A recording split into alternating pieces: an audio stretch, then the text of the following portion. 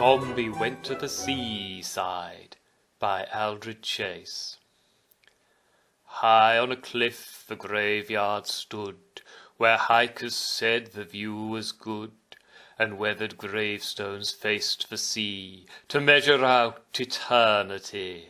One hot and sticky summer night, without a trace of breeze in sight, the baking earth as dry as dust, spilled from a grave where pale hands thrust, and from the grave emerged a head, a zombie waking from the dead. He grinned and looked about and said, "A lovely night for the seaside." He moved his head to view the scene, though holes showed where his eyes had been, while tattered hair in faded streaks hung down and brushed his wormy cheeks. His hands like shovels gouged the earth and hauled him up through broken turf. Out of his grave the zombie slid, then turned and grabbed his coffin lid. He grinned like an excited kid. He loved to surf at the seaside. He left his grave, no looking back, and lurched along the moonlit track that hugged the cliff edge, then snaked down to sandy beach and sleepy town. He lurched by houses small and neat, where flower boxes lined the street. No barking dog disturbed the calm. The zombie passed without alarm, his coffin lid beneath his arm. He lurched his way to the seaside. Beside the beach a funfair stood, with flaking paint and rotting wood. The rides, pale hulks lit by moonlight, were silent, shut down for the night, while hot dog stalls breathed out stale fat to tempt inside the hungry rat. The zombie hurried past the fair, no time for fun and laughter there. He'd seen the sea, and that was where he longed to be, at the seaside. He glanced along the beach and saw a woman standing on the shore, with wavelets lapping at her feet and tapping out a gentle beat, while further out large waves rolled in, a sight that made the zombie grin. He lurched across the silver sand, his coffin lid held in his hand. The surf was up and he felt grand, a perfect night at the seaside. He splashed into the sea in haste, until the water reached his waist, then slid onto his coffin lid, and paddled like the surfers did, out to the breakers blue and tall, where water formed a solid wall, and gave its challenge to the brave, to tame and ride the mighty wave. More fun than lying in the grave! What joy to surf at the seaside! He caught a wave, the ocean roared. He balanced on his makeshift board, and arms outstretched with fluid grace, he zoomed across the wave's smooth face. He zigged and zagged, and like a comb, he smoothed its top of frothing foam, until the wave had lost its roar, and dropped him off close by the shore. He swam back out to find some more big waves to surf at the seaside. The zombie surfed wave after wave, and laughed to feel the thrill it gave, while on the shore the woman stood, unmoving as if made from wood.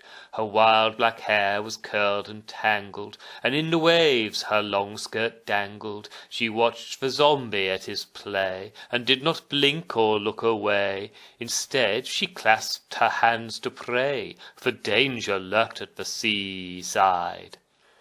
The zombie, paddling on his lid, was unaware of what lay hid. He could not know what swam beneath. A great white shark with razor teeth patrolled the bay and searched for food. It chose this moment to intrude. It struck the lid a mighty crash. It flicked its head, its jaws went slash, its teeth gripped flesh and tore a gash. It loved to feed at the seaside. The shark ripped off the zombie's arm. The zombie glared but kept his calm. He swiftly went on the attack, and with one hand grabbed his arm back, and used it like it was a mace to beat the shark about its face. He rained down blows upon its snout. The shark was really most put out. Confused and scared, it turned about and fled away from the seaside. The zombie clutched his severed arm and swam to shore to escape harm from any further shark attacks that reduced him to bite-sized snacks. The woman waded out to meet him. She waved her hand and called to greet him. When moonlight caught his awful head, the zombie thought she might have fled, but she just smiled and spoke instead. "We do repairs at the seaside." She led him by his attached hand, a gentle stroll across the sand. "It is a simple fix," she said. "At home I have needle and thread. My caravan is at the fair. I am the fortune teller there. A touch of magic in each stitch will sew on limbs without a hitch. Indeed, you might think I'm a witch. You'll meet all sorts at the seaside." The funfair looked run down and sad. She sighed and said, "The times are bad. A theme park opened up nearby, all new and swish, it's bled us dry." Her caravan was small and mean, but inside it was snug and clean. She sewed the zombie's arm back on. Her pricking needle hurt him none. Job done, the night was almost gone. Soon dawn would break at the seaside. The zombie flexed his hand and saw it worked just like it did before. The thought of leaving made him groan. He'd go back to his grave alone and pull the earth back over him. His lonely future looked so grim. The woman grinned from ear to ear. She said, "I understand your fear, but I've just had a bright idea to let you stay at the seaside."